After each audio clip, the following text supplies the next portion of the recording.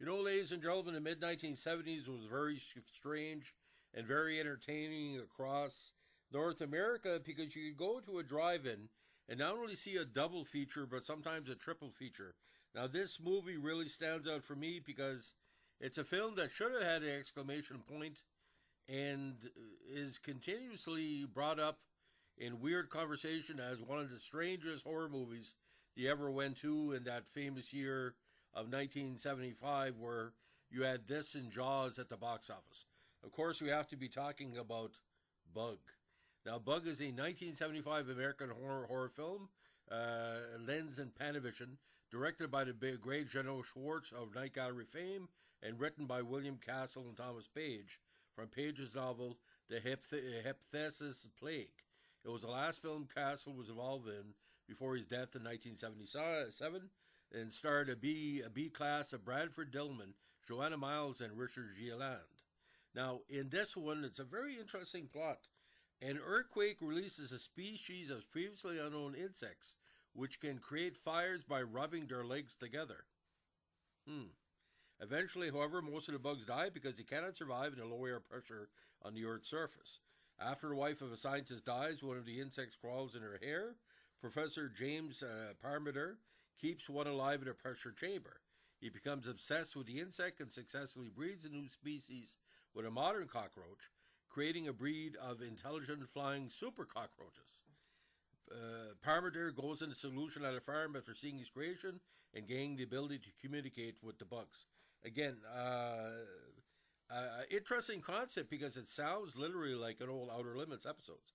Now, besides Dillman, Miles, and Gilliland, Jamie Smith Jackson as Norma Tacker, Alan Fudge as Professor Mark Ross, Jesse Vint as Tom Tacker, Patty McCormick, of all people, as Sylvia Ross, Brendan Dillon as Charlie, Frederick Downs as Henry Tacker, James Green as Reverend Kern, and Jim Poinet as Kenny Tacker. Now, the edited by Alan Jacobs with cinematography by Michel Hugo, music by Charles Fox, distributed by Paramount. 99 minutes and did not too bad at the box office, 3.6 million. Now, ironically, the living room and kitchen sets from the Brady Bunch were reused in this film, although the living room set was rearranged slightly to a smaller footprint. Aside from a paint job, the kitchen set was otherwise unaltered. Again, it was Castle's last film. Now, on review aggregate, the website Rotten Tomatoes, 33% of 12 critics' reviews are positive, with an average rating of 4.3 out of 10. However, the sci-fi review site Moria was kinder to the movie, calling it Schwartz's best film. It was noted that the movie was better than expected, and the first part of the film at least maintained scientific credibility. They also praised the lead actors' performances. Now, Variety found the film static and lacking interest. TV Guide liked the music and found the overall technical credits good, but overall found the movie mediocre. But for people who remember the movie, one of my followers of the channel, he basically said he remembers it on a triple bill. And he was one of the 3 people actually that made a request for this movie. But I still don't know why it wasn't called Bugs! Exclamation point, because there's more than one bug. You know what I'm saying? You gotta work it together. Now, Entertainment Weekly gave the film a C, while Leonard Maltin gave the movie 2 stars.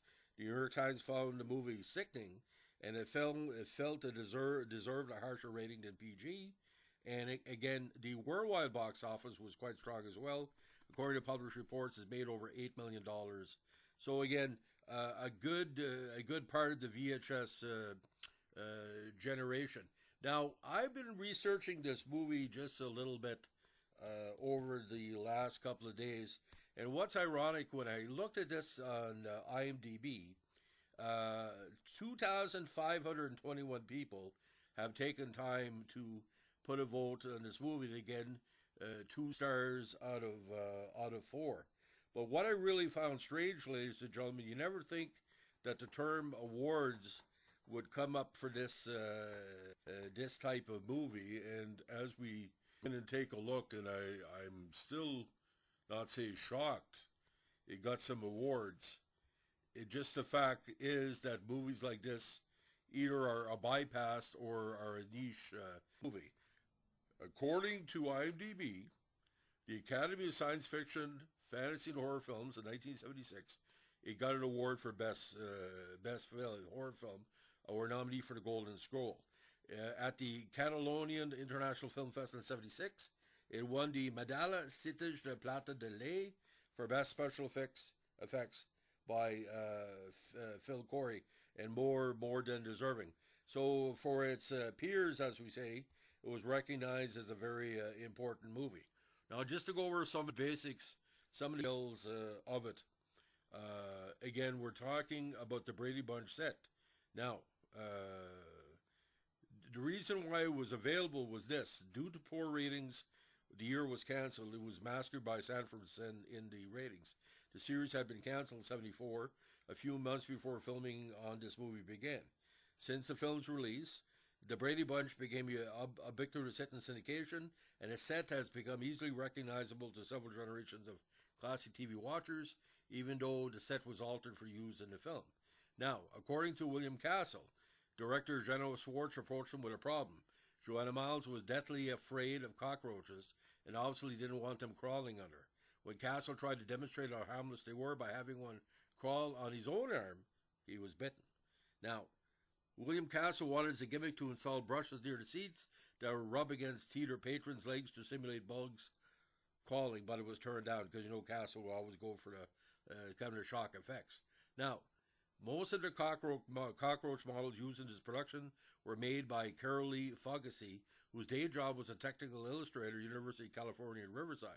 For years afterward, visitors to the studio on campus were treated to the stares of the creepy bugs. Now, classes, laboratory, and outdoor university scenes were filmed at University of California at Riverside. And again, this movie has also several similarities to Paramount Pictures' previous release film, Phase 4, 1974. Now, the idea of this movie not making more in the box office, I rarely see this on television for obvious reasons, because I don't think it would get away with the ratings, as we like to say. So, ladies and gentlemen, if you like what you're doing here with our podcast, let us know with a like, comment, subscribe, or share. Thanks for listening. Bye.